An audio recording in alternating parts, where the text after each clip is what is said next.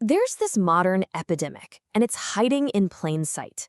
It's a quiet rebellion that happens every single night in millions of bedrooms all over the world.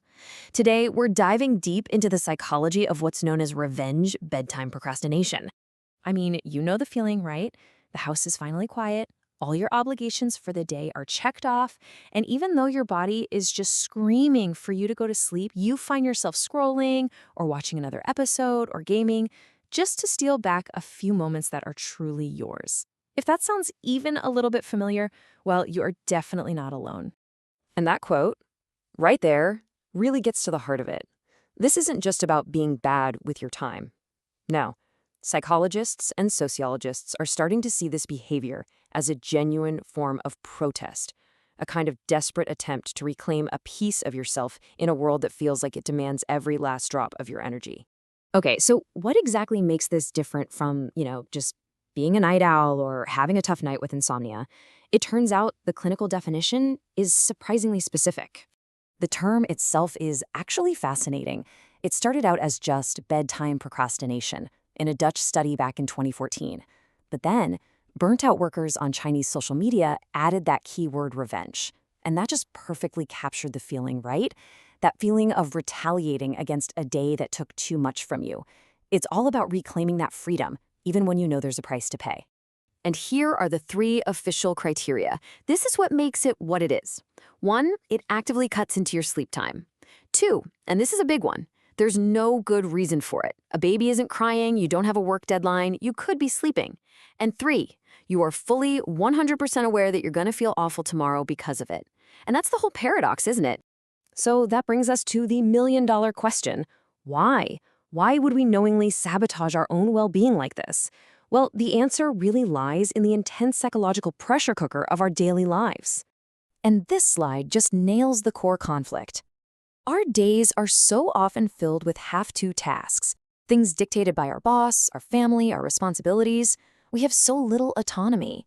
So the night becomes the only time we feel like we have total control, total sovereignty over our own lives. It's the only time for want-to activities. Now, what's really interesting here is that this isn't a one-size-fits-all thing. It actually shows up in 3 main ways. First, there's the deliberate kind. That's the classic revenge, where you're thinking, I've earned this, I deserve this time. Then there's the mindless scroll. You know the one, where you look up and suddenly realize 2 hours have just vanished down a digital rabbit hole. And then there's a third, the strategic delay, which is when you actively stay up just to avoid the anxiety of lying in bed and not being able to sleep. And to really get the scale of this, we have to talk about a sociological concept called neijuan.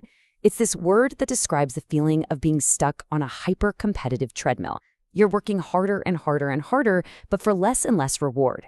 When your entire day feels that meaningless, the drive to find some meaning, some control at night becomes incredibly powerful.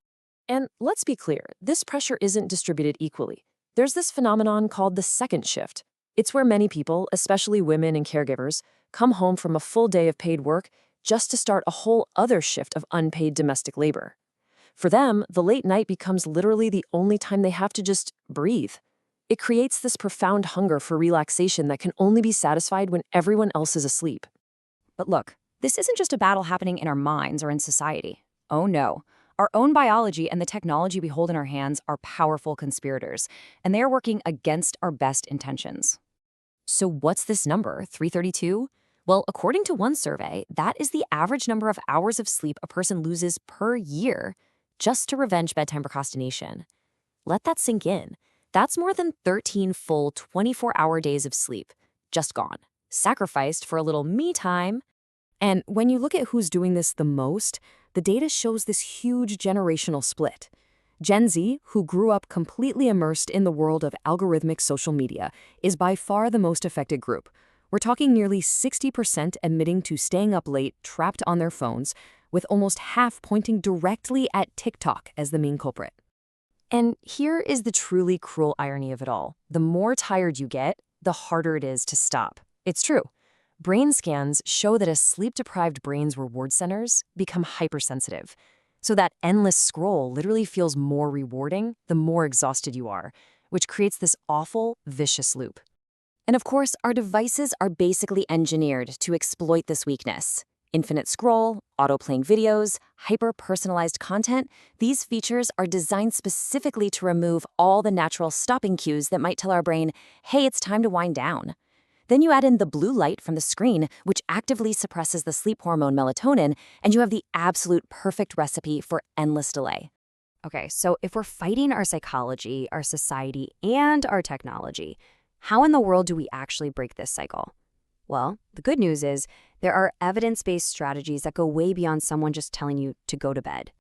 And this right here is the absolute key. This isn't a problem of willpower. Self-control isn't some muscle that just gets tired.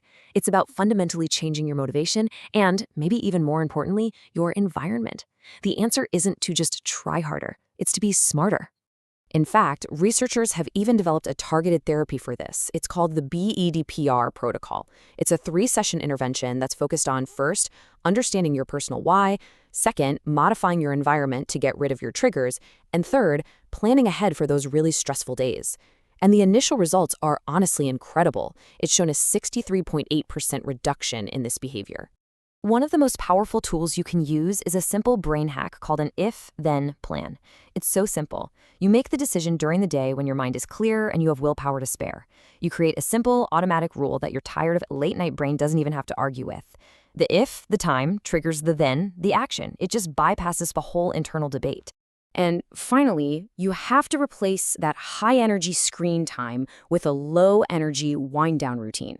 This is so important because it still satisfies that deep need for me time and control, but it does it in a way that signals to your brain that it's time for rest, not rebellion.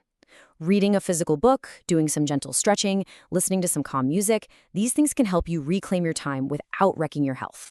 Which really leaves us with one last big question. While all of these tools can absolutely help us manage the night, the behavior itself is really just a symptom, isn't it? It's a silent protest.